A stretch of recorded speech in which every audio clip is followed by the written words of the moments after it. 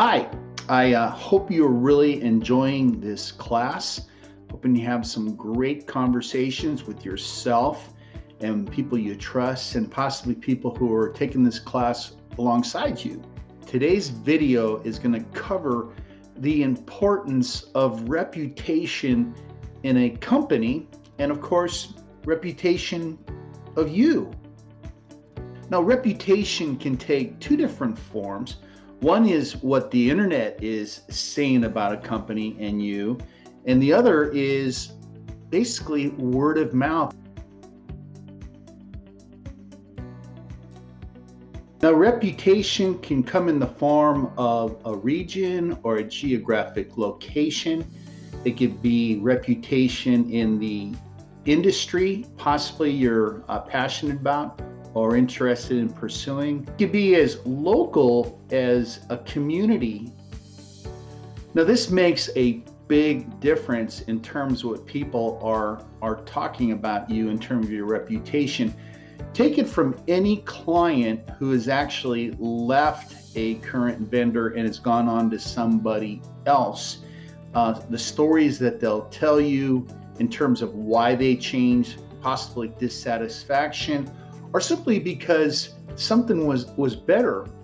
And the opposite holds true, meaning if you have a great reputation, you're going to have people who will stay with you and they will talk about it and they'll give you a reason why they make a decision every time to go with this company that you're researching, and also a reputation of yourself.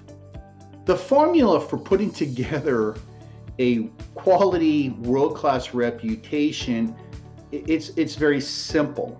I'll give you some real-life examples of things that I'm sure you're aware of from a consumer standpoint. Again, this is an opportunity to have empathy for people who you're actually selling to in terms of how you like to be treated. So the first example is, did the product actually measure up to everything that it was stated on the brochure and what the salesperson said? Did it actually produce what it said it was going to produce? Did it break? Did it have problems? And if it did, how quickly did it take to get it resolved? You will find that when things not so good happens, like something breaks, how fast did you fix it actually creates a bond between you and your client. Was the training delivered on a timely basis and done in a quality way? Was there an opportunity to refresh the training as the client got new employees and new members of their team? And was it talked about in regards to additional charges, free of charge? No surprises. Was the level of service actually met and exceeded? So when something needed repair, that the response time was quick. Invoicing. Were the invoices accurate? Were they delivered on a timely basis? Were there any surprises? Were their terms and conditions fair and reasonable? That's one of my favorites. Were the terms and conditions actually communicated clearly? And it doesn't matter if it's just a paragraph or 15 pages. Did the client actually understand every detail, or did they just sign it because you told them to sign it? So I think it's real important that a sales professional read and understand all their terms and conditions and know if there's certain areas that possibly might be of concern, as long as the client actually knows about them. Did everyone who actually touched and connected with the client, did they treat them like they were the most important person in the existence of humankind?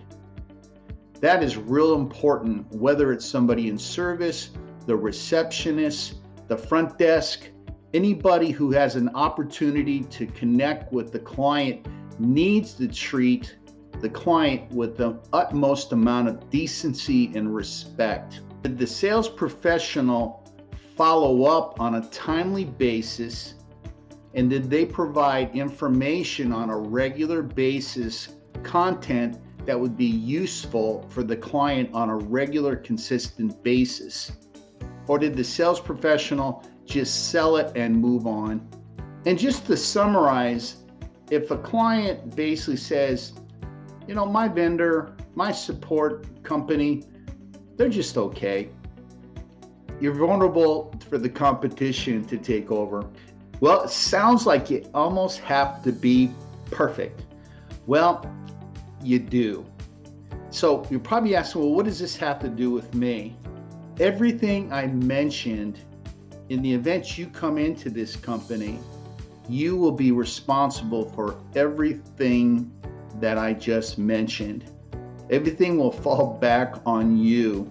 And that's why it's real important to do your research and understand if the company you're interested in has the infrastructure, has the process to accomplish world-class support, to be able to have an incredible reputation in the industry, community, in whatever area that you're actually choosing to sell. So if a company has these particular traits and performed activities, then they have a phenomenal reputation, and you have a great opportunity to work with them and build on your reputation. As a homework assignment, I'd like for you to discuss amongst yourself every activity that I mentioned, from the product to the service to the invoicing, and what you think of that and how important that is to you. And if you were buying from a company, would you expect the same type of level of service? So look forward to the next video lesson.